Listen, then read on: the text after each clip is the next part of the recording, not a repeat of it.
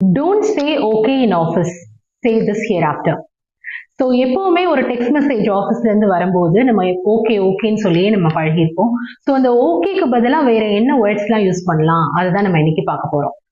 So instead of okay we can say understood.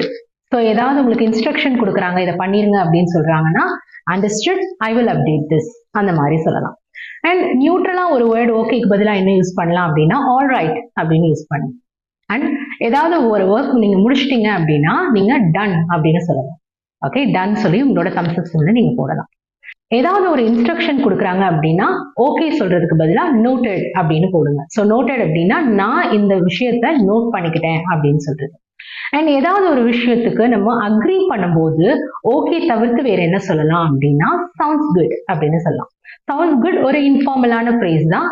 But நீங்க வந்து இது வந்து ஐடியா நல்லா இருக்கு அந்த மாதிரி சொல்லும்போது நீங்க சவுண்ட்ஸ் குட் யூஸ் பண்ணிக்கலாம். ரொம்ப ஃபார்மலா சொல்லணும் அப்படின்னா அக்ரீட் அப்படின்னு சொல்லணும். ஸோ இதுக்கு நான் ஒத்துக்கிறேன் அப்படின்னு சொல்றதுக்கு அக்ரீட் அப்படின்னு சொல்லலாம். இல்லைன்னா ஷியோர் அப்படின்னு சொல்லலாம். ஓகேக்கு பதிலா கேன் சே ஷியோர். ஓகேக்கு பதிலா நம்ம என்னெல்லாம் வேர்ட்ஸ் பார்த்திருக்கோம்?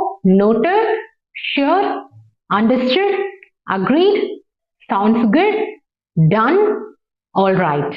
ஸோ இந்த மாதிரி அட்வான்ஸ்டான ஃப்ரேசஸ் நம்ம லேர்ன் பண்ணிக்கணும்னு நினைச்சீங்கன்னா ஹயால அட்வான்ஸ்ட் இங்கிலீஷ் கோர்சஸ் அவைலபிளா இருக்கு. லைவ் ஆன்லைன் செஷன்ஸ் கண்டக்ட் பண்ணிட்டு இருக்கோம். ஃபர்தரா டீடைல்ஸ் வேணும் அப்படின்னா இந்த நம்பருக்கு கான்டாக்ட் பண்ணுங்க. Thank you so much.